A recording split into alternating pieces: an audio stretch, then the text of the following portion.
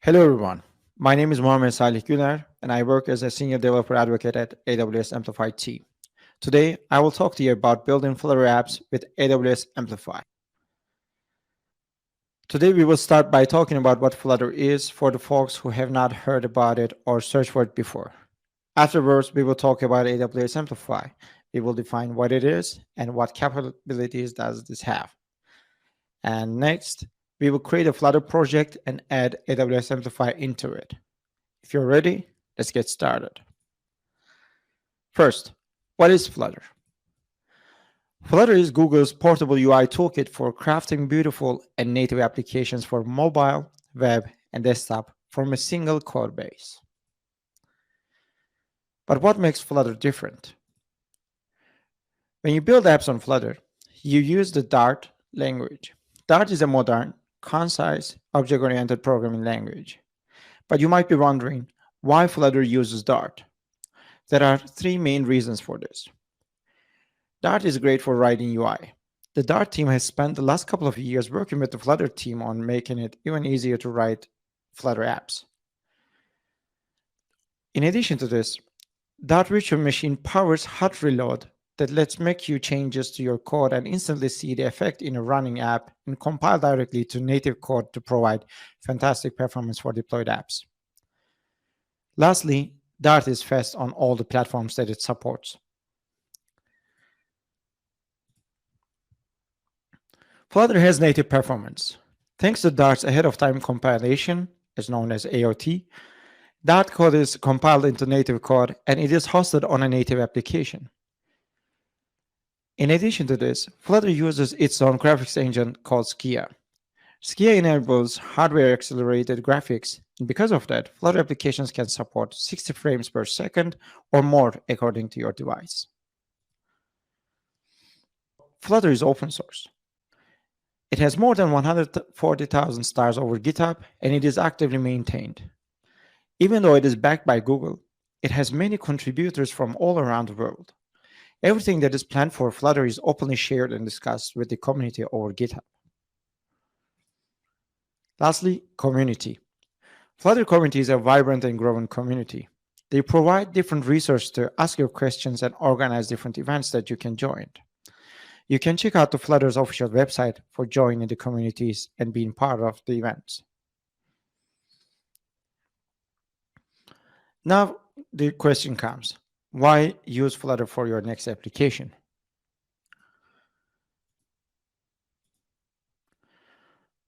Flutter is closed platform. When you create an application with Flutter, you can deploy your application to iOS, Android, web, and all the desktop platforms, including macOS, Windows, and Linux. Flutter has many tools to help you with your development experience. You can use Visual Studio Code, IntelliJ IDEA, or Android Studio for the open applications. Also, stateful hot reload enables you to change the code of your app and see the changes in real time. This is possible thanks to the just-in-time compilation from Dart language, also known as JIT. Dart virtual machine keeps a communication channel between your application and virtual machine and deploys your changes at the moment that you save them. Lastly, Flutter team created UI and performance monitoring tools to improve your application's quality by using actually Flutter. These tools can make instant improvements on your Flutter application. Last reason is Flutter is trusted by many. Flutter hit its first stable release at December 2018. According to the official Flutter website, ever since the first stable release, there have been more than 400,000 Flutter applications that are published. You can see several companies that are using Flutter. These companies either rewrote their applications with Flutter, or they added Flutter to their ongoing projects and started their greenfield projects with Flutter as well. Let's take a look at how Flutter works behind the scenes. Flutter SDK asks for an empty canvas from the host application. Instead of utilizing WebView or relying on the device's OEM widgets, Flutter renders every view component using the rendering engine. Engine layer is mostly written with C++, but there is some Objective-C, Java, and little Dart code in it to communicate with the host application. Flutter listens to events such as tap or double tap or right click from the host application, can communicate with the host application to get hardware related information. This communication is happening via platform channels. Platform channels are logical bridges between the Dart code and the host application. Last but not least, Flutter also moves the widgets, rendering, animation, and gestures into the SDK by using Dart language. This way, as developers, you do not need to take care of the underlying engine layer, and you can have full control over by using Dart. All right, let's continue with AWS Amplify. AWS Amplify is a set of purpose-built tools and features that lets front-end, web, mobile developers to quickly and easily build full-stack applications by getting the power of AWS behind them. AWS Amplify brings several tools alongside it. The Amplify open source client libraries provide use case-centric, opinionated, declarative, and easy-to-use interfaces across different categories of cloud-powered operations, enabling mobile and web developers to easily interact with their backends. These libraries are powered by the AWS Cloud and offer a pluggable model which can be extended to use other providers. The libraries can be used with both new backends or any backend that is created by using Amplify CLI as well. The Amplify CLI, is known as Amplify Command Line Interface, is a unified toolchain to create, integrate, and manage the AWS Cloud services for your app. The Amplify CLI, also known as Amplify Command Line Interface, is a unified toolchain to create, integrate, and manage the AWS Cloud services for your app. AWS Amplify Studio is a visual development environment for building full-stack web and mobile applications. Studio builds on existing backend building capabilities from AWS Amplify and allowing you to accelerate your UI development further. Lastly, Amplify Hosting. Amplify Hosting provides a Git-based workflow for hosting full-stack serverless web apps with continuous deployment. AWS Amplify provides these tools and services for different platforms. Let's take a look at them. AWS Amplify started as a JavaScript project. That is why every library that it supports initially implemented to accommodate any application that is written with JavaScript. AWS Amplify also has support for different web frameworks such as React and Vue. On the mobile side, Amplify libraries support mobile application development as well. You can use AWS Amplify with your native iOS and Android applications, React Native applications, and last but not least, with your Flutter applications. Each Amplify library provides an abstraction over an AWS technology. For example, Storage Library provides a simple mechanism for managing user content for your app in public, protected, or private storage buckets.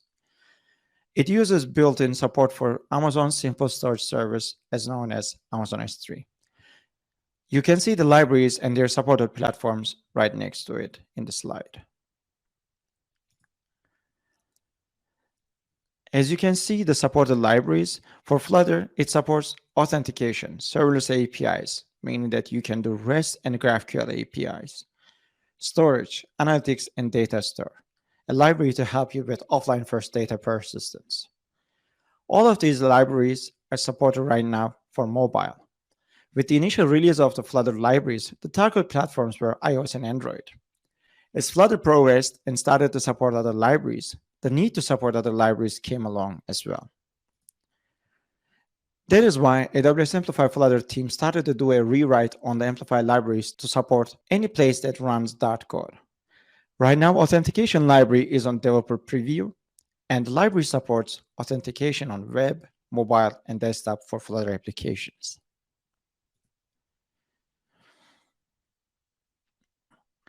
We learned a lot of useful information about Flutter and AWS Amplify. Now it's time to see it in action by creating a to-do application with authentication and cloud persistence. First, let's create a Flutter project. If you have not done it so far, Go to the flutter.dev and install the Flutter SDK according to the operating system that you work with. Click on the operation system icon and follow the instructions on the website. Here are some useful tips that I think can help you with your initial installation. First, add the Flutter SDK to your path. Your development tools and you as well will rely on the Flutter command on several scenarios, such as creating a Flutter project, checking the Flutter version, and any possible Flutter errors. Also, at first you might have the feeling that you do not need to have Android Studio or Xcode. Probably you will be tempted to only download the Android SDK or Xcode build tools. Do not do it. Download both applications and let them do the heavy work for you. And download an IDE of your choice. Install the Flutter and Dart plugins with it. These plugins will help you with common operations like app creation, selecting the platforms, and many more while developing applications. They will provide you developer tools and useful code templates to create your widgets.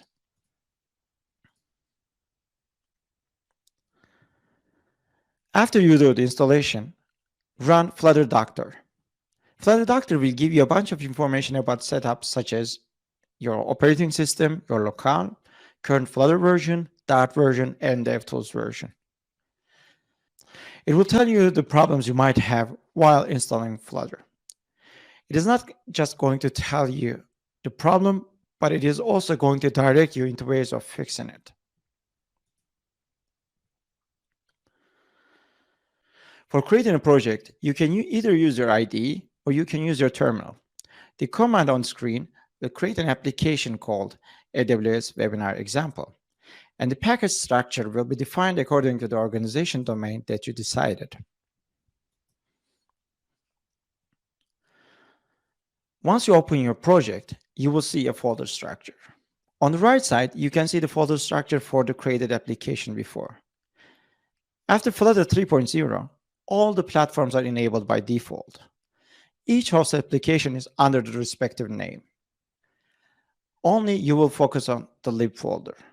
Lib folder is the place that you keep all of your Dart code. The pubspec.yaml file is the file that you use to add your Flutter and Dart libraries. Lastly, test folder is used to keep the test files that you have. When you run the default project on the platform of your choice, you will see a counter application. In this example, the counter application runs as a macOS desktop application. The application counts the number of taps that floating action button gotten. With each click, the state of the counter changes and the UI gets updated. After you change the state of the app, if you decide to make a change on the code, for example, the theme color, you can save your changes and still keep the changes on your state without having a fresh restart. This is the stateful hot reload I mentioned earlier. Now, let's do some coding.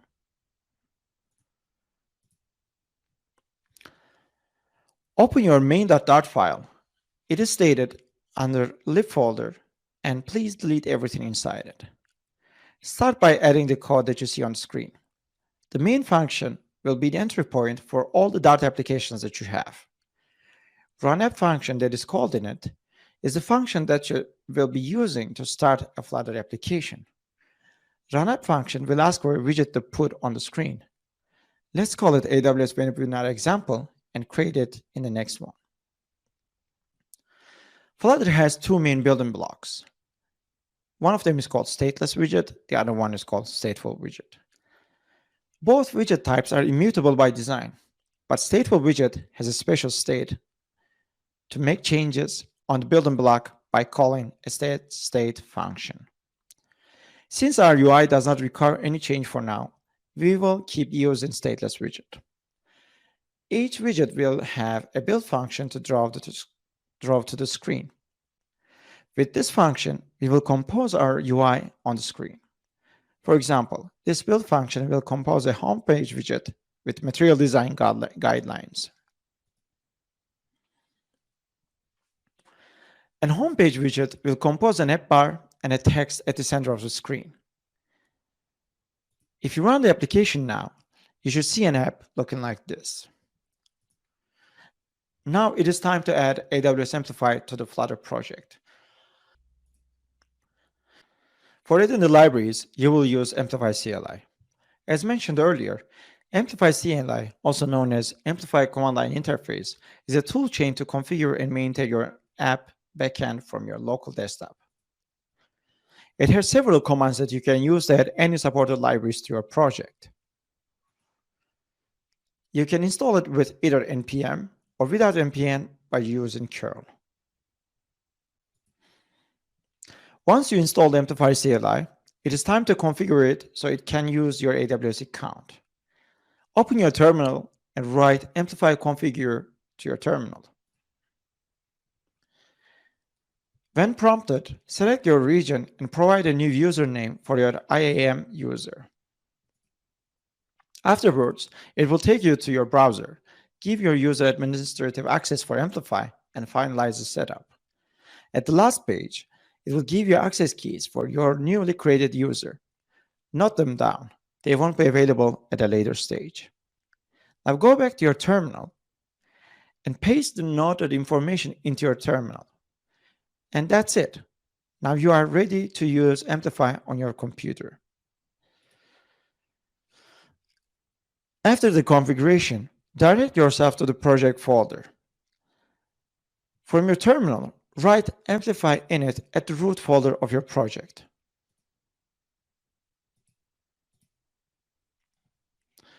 It will ask you to enter a name for the project and define a default setting for your application. You can either accept the default settings that are provided to you, or you can define each setting by yourself. Later on, it will ask you the way to authenticate for your application.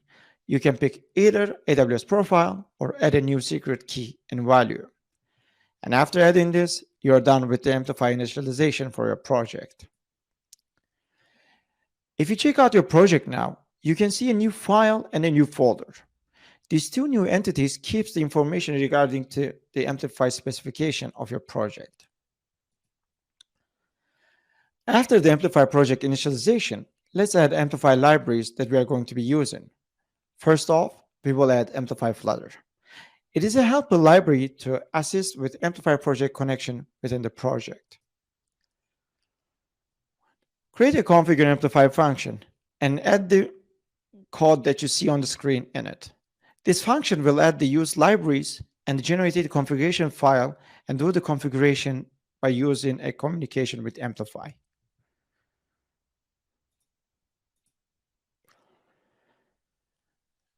Afterwards, update the main function to call configure Amplify function. Before the configure function, be sure that Flutter binding is in place. Normally, this happens inside run app, but we need to have it earlier to attach the Amplify to the Flutter application's frame binding.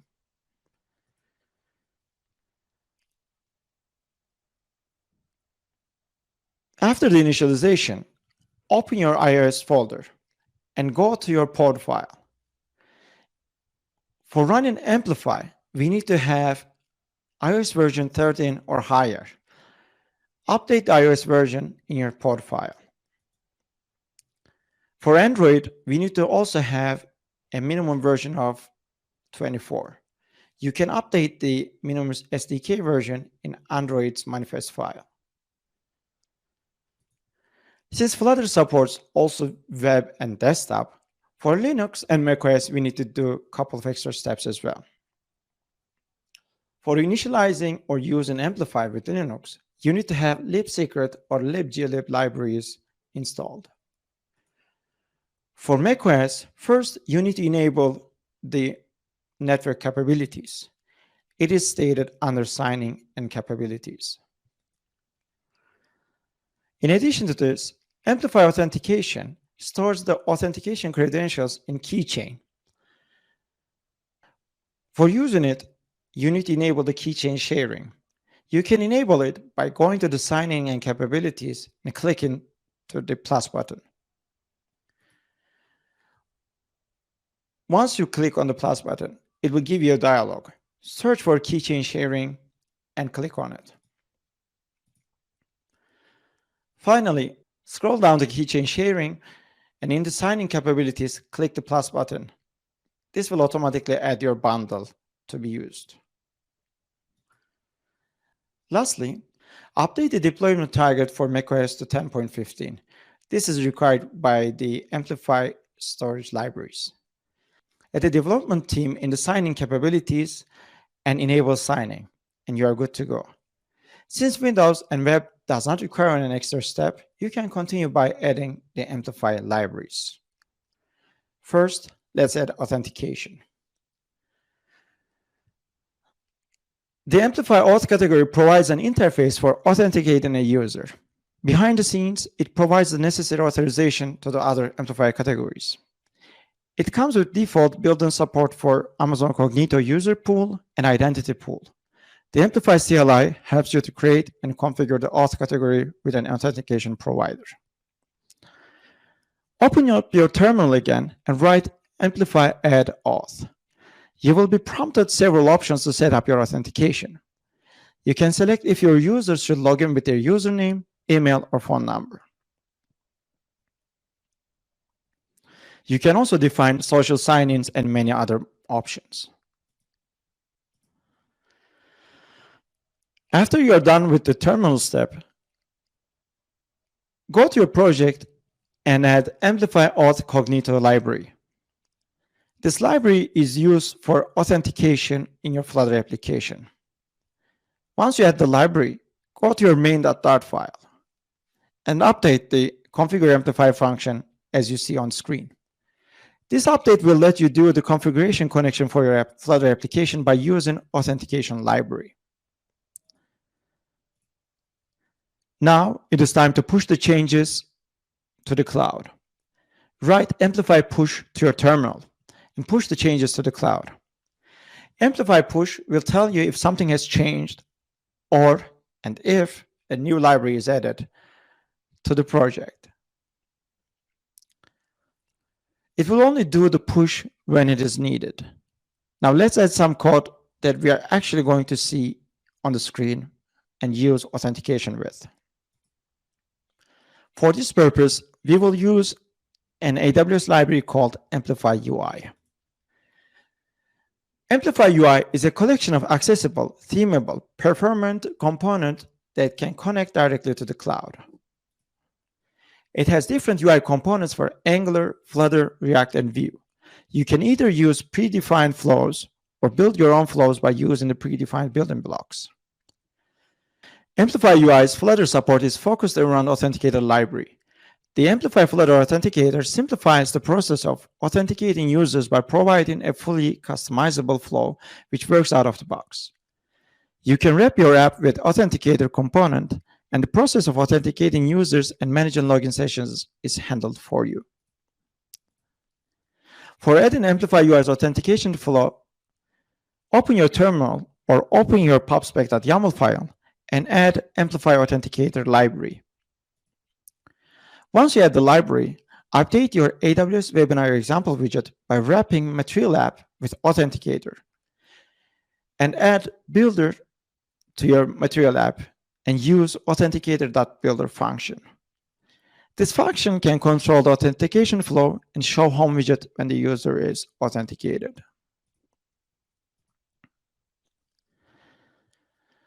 Once you're done with the AWS Webinar example app, go to the homepage widget. At the homepage widget, update the code as you see on the screen. In the code, you're going to be adding a sign out button that is provided to you by the Amplify UI library.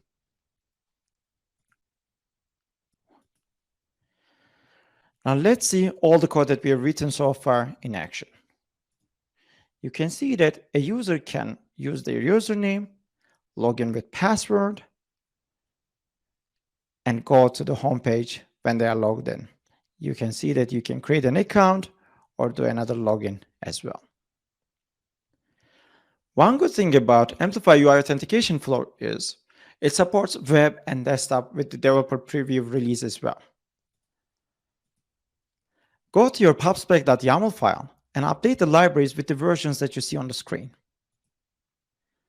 And run the application without doing any change on macOS, web, or any other desktop platform that you are working with. You can see that a user can still log in use the password, and without having any trouble, can go to the login page and sign out.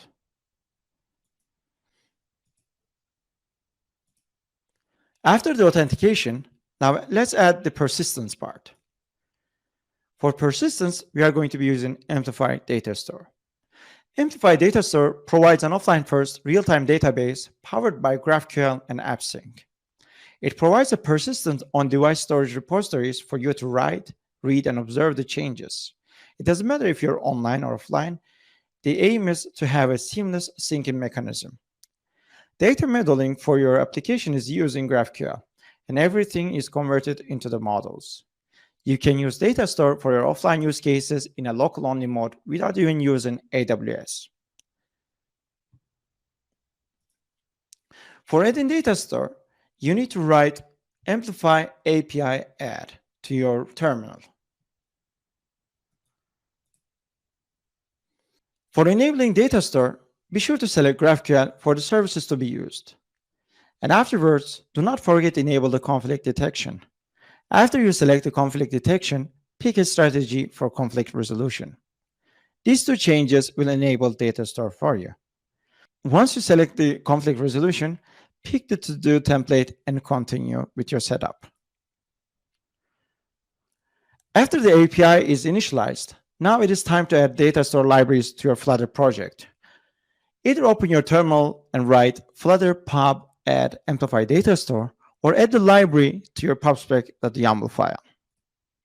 After you add the library, open up your schema.graphql file, which is located under your Amplify backend API folders, and add the allow owner code snippet.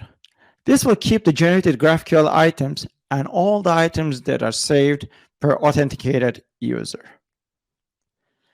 After updating the GraphQL schema, run the codegen file to generate model files. The files are generated under models folder, which is located in lib folder. After the code generation, write Amplify push to your terminal. You can see that there is no change in auth category as we expected, but there are some changes on the API side. Push those changes. After the changes are pushed, now you are ready to use the to-do object. For using the to-do object, we will add a new library called English Words. This library generates random English words for you to use with your Flutter applications.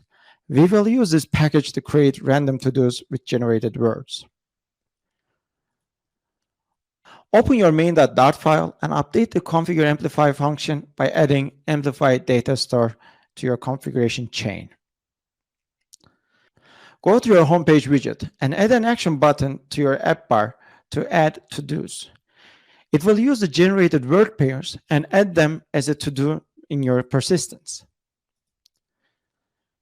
The previous implementation of the body widget will stay as it is, except only one change. We will add a new expanded widget between the sign out button and the title. It will show a list of added items. It will listen to a stream of data by calling observe query with the to-do type and show the changes on screen immediately. Now let's see how the app looks like right now. You can see that the users can still log in, see the main page, and add new to-dos by adding word pairs. And everything is persisted.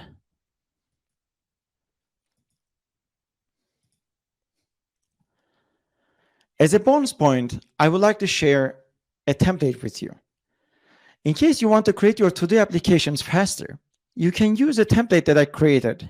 It is called Amplify Starter. Amplify Starter is an opinionated Flutter project for starting AWS Amplify and Flutter together. All the structure and decisions are made according to the personal preferences. It uses Authenticator and Data Store libraries like we did. In addition to this, for state management, it is using Block Library. It uses a CLI tool called Mason. It uses structures called bricks to generate any given template from the definitions. It initializes the folder to be prepared for the code generation. Afterwards, You can run the Mason to make a brick. In our case, you will call Mason make Amplify starter, and it will create your project for you. You can add pre or post creation hooks to make some changes in your settings. In our case, Amplify starter will automatically do your Amplify initialization for you. All you need to do after the project generation is to run your app. Once you run your application, you can see that it looks exactly the same as we have created. It logs in the user.